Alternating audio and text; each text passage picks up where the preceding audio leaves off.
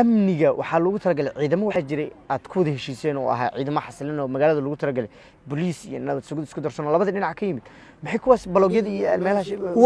waa ku mahadsantaa wixii aan ka hadalnay ahaayeen haddana ay hadalkeeda taagan yahay ciidamadii lagu wada heshiiyey ma joogaan magaalada ciidamadii lagu heshiiyey ee inay ammaanka sugaan lagu wada heshiiyey ciidamo ka badan magaalada dad baa soo geliyay xamar baa laga soo daadgurayay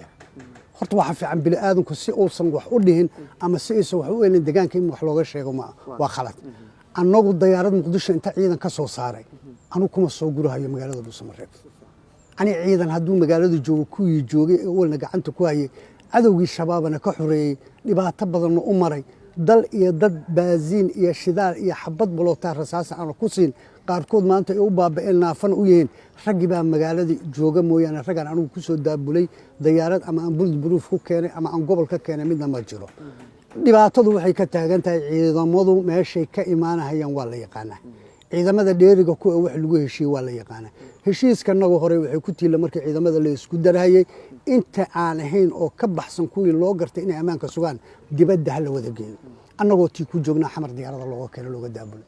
amni darrada magaalada meesha ay leedahay iyo cidda ay aabba leedahay waa la wada yaqaanaa waa gartay dawladda diyaaraday ciidamo ku keentay laakiin idinku kama roonidin guracaal iyo meelo ka baxsan oo maroorgur iyo ciidamaad keentay hadda ceel dheere checkpointkeeda ciidamo ay idinka amar qaata ayaa fadhiya ma haya taas laakiin ciidamada waa ciidamo gudaha ku jira galmudug ciidamada gudaheeda ku jira waa galmudug ciidamada annagu aan ka hadlayno oo maanta banaanka laga maxay isdhaama marka nin laga keenay magaalo kale aad iyo aad bay isu dhaamaan ciidanka xamar laga keenay xamar baa baahi u qaba xaqiiqatan markaan wada hadalno muqdisho baahi u qabta baahida muqdisho baahida ka weyn Dhuusamareeb saaka taala haddaan in colaad laga beero aan la rabin ma xamar lagu xalin ninka xamar laga keenaya waa runta markaan u hadlayno muqdisho u baahan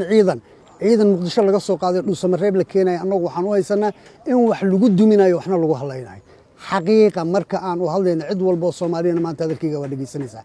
ciidan xamar uma baahna ee Dhuusamareeb u baahan waxa loola jeedo dadka la weydiinayo